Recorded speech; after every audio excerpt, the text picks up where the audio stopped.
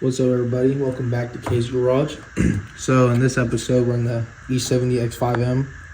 Today we're gonna remove the alternator, replace the serpentine belt, and do the valve cover gaskets. The car failed on me when I was driving. I had a charging malfunction, which I did the scanner and it diagnosed that the alternator was at fault. So dive right into it and see how it goes. All right, so we'll start with the valve covers. So the first thing you really want to do is remove this expansion tank for the turbos. And mind you, this is my first time doing it, so this is learning process as I go. We'll also take off the canisters. We'll take off the oil tube to fill it off, and battery's already unplugged. You want to unplug it for when you disconnect the high pressure fuel pump, which is right here, and the same as the other side. Then what you want to do is get yourself a T30 and take this bolt off.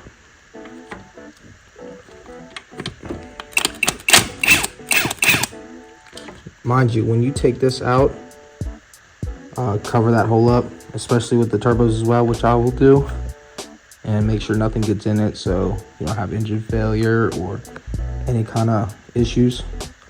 And also, don't mind the dirty table. Always write down which bolts go to where. Trust me, I've always had a pain doing that, but with this I have to keep track because I can't afford another one of these engines. Okay, and another thing you really want to do is carefully remove this PCV valve. They are fragile and more than likely will break if you haven't switched it out already. Luckily for me, I'm gonna be also replacing this with the valve covers.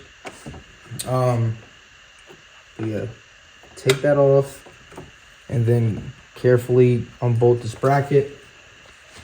You know, you really want to clear this as much as possible because you got to take that off, and the high pressure fuel pump. Now another thing you really want to do is take off the 10mm bolt right here that's holding this vacuum canister in. Another thing is remove all these vacuum lines, but take a picture or remember how this setup goes. So for instance, it goes into a T, to another T, so on and so forth. Now after you remove that canister, you want to take this 10mm bolt off, and same as goes to this side, take the 10mm bolt off here, remove the canister, unplug the vacuum lines, and take the 10mm off back here, remove this plate. Okay, so now what you want to do is remove these brackets and the turbo cover, I guess blanket, and remove this eventually, but we'll get to it real quick. Okay, so another thing you want to do when you want to take this bracket off is take off the high pressure fuel line on the driver's side, because the bolt is literally directly on top of the line. So usually you can unbolt that and then give yourself more wiggle room, which I did.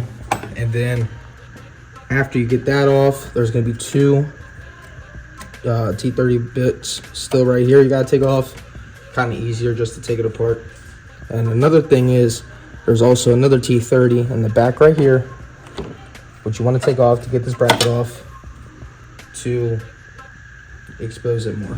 All right, well, since I don't have the correct socket for this, I only got that one out. That one's pretty seized. I'm gonna let that soak overnight, and as well as that one. But in the meantime, let's take these front coolers off. So right now I'm taking these coolant lines off. These do have the clamps, but I will replace them. So you can see, gotta take that one off. Gotta take these things off. Well, now that I just found another issue, not a surprise. Took this line off, and that thing is cooked. Still has the liner in it. I'm guessing that's why it didn't leak as bad as I would have thought, but yeah, it is time to replace that. All right, now when you take these off for the coolant lines, just take them out of your way for right now. Unplug the blow-offs, not blow-offs, diverter valves. whatever they're called. Unplug them. Do the flat heads right here. Get this unit out of your way. And I'll probably do it for that tonight.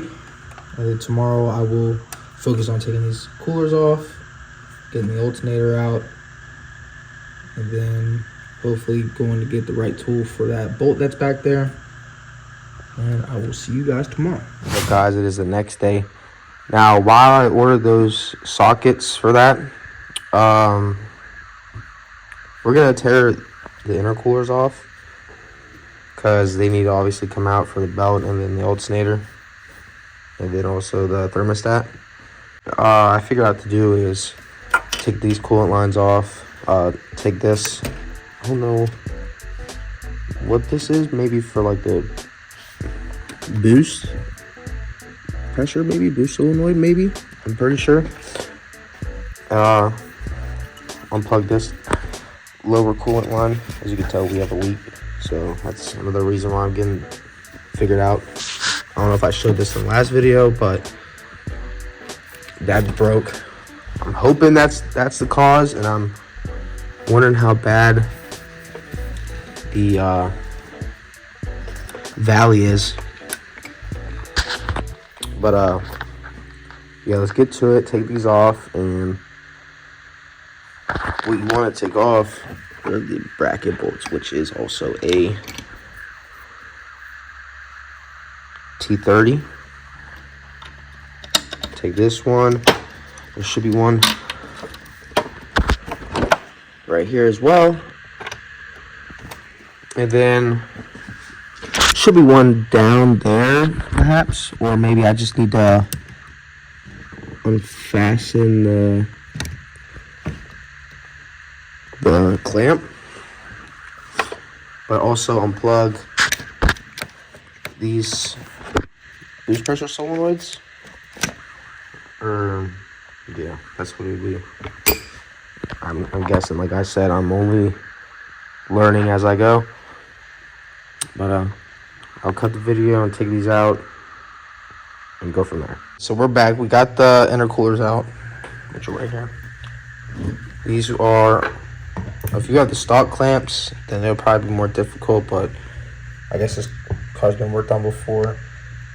And use a flat head. It's pretty hard to get in there because you are very limited with room, but you are manageable to get them out.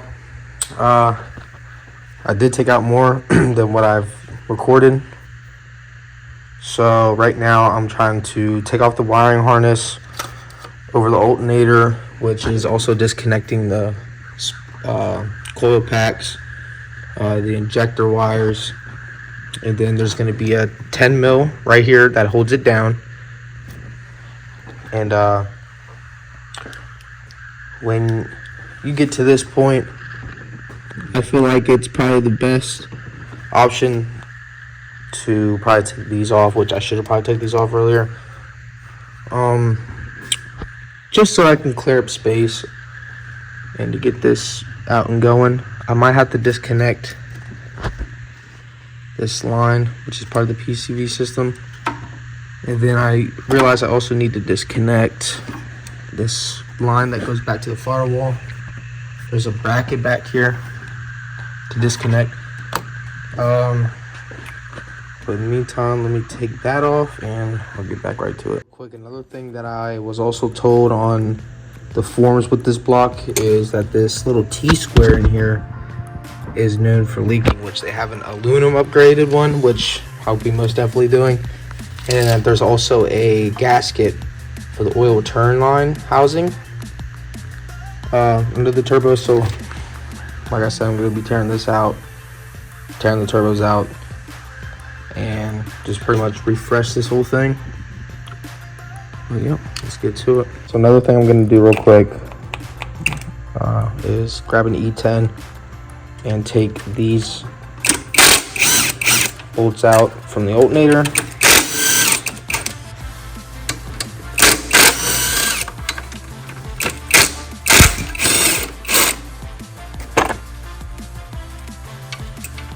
Remember not to lose your washers that are on them. always remember to label everything if you're doing this shit yourself, because last thing you want to do is lose a bolt.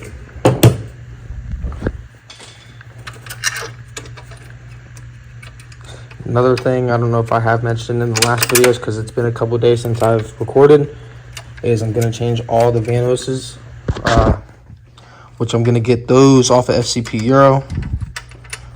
And they are, for all fours, roughly like, I think it's like $530. So, like I said, when you're doing something like this, you better be safe than sorry and just replace everything while you're here. Okay, so this is for the bracket. More than likely a 10 mil right here. For the fuel line that's attached. I guess this is the bracket, but I did see one down here, possibly, that's connected. Maybe I don't have to take that off, but let me pause this real quick and take it off. Now, once you got those 4 bolts out, you want to take, it is not a 10, it is an 8 mil here, 8 mil there, and you gently want to pry this up and slide the alternator out. I would probably recommend taking this off, more than likely a 13 mil, maybe same as M54, but I'll take this off a while. I'm getting a little too ahead of myself, so you want to take those 2 bolts off, and what you want is a T30. So next couple of days, I'm still waiting on parts. In the meantime, I took the heat shield off, which pretty much ripped it. I ain't gonna need it. I'm gonna do catless downpipes anyways, and I'm just gonna heat wrap them. Right now, I'm gonna take this line off, so it's down in here. Use a flathead, at least for me it is. Take this off, get this out of the way. I've also took out some injectors. I'm probably not gonna be able to get these 2 out because it is stuck in the head, so I do need the toolkit to get those out. I also did break both of these. I'm gonna buy a new one anyways. The old ones are pretty old and brittle. But I took most of every bolt out. So one's here, here, here, here, here, right there, one right there, one right there, one right there, one in the back there, and one up front. And then obviously you got the ones in the middle. Okay, so now what I'm gonna do is take the fuel rail off, and what I also did to take out of the way was this, I'm guessing, some type of pump. It's for coolant, and I'll put it to the side. This is the bottom hose, and then see, this is why this engine can be very confusing if you don't pay attention. Oh, right up there is the top hose. So it comes from here and it loops around on top. But as you can see, this leak is really, really bad, and it really needed it. So, like I said, there's 2 10 mils. I'm gonna unbolt them, take the bolts out, move the fuel rail. I'm gonna leave it plugged in unless it gives me issues. Then I'll unplug it, and then try and take those indexes out. I mean, I still have 6 other index 12s that I could use that are good, but let me pause it and get to it.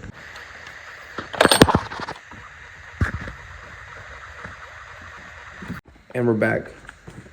It's been a couple days since I actually even touched this, but just the other night I got the valve cover off, and as you can see, yeah, it's not supposed to do that. And there's supposed to also be a plastic guide that's on here, and since I took notice of that, I looked in here and I'm like, huh, it's the same over here. Well, now that the engine has to be out, I'm going to just sell the X5 shell or part it out, and then also put this engine and whatever else I need into the E90 and just get on with the swap. There goes my winter plans with this vehicle, but it's all right.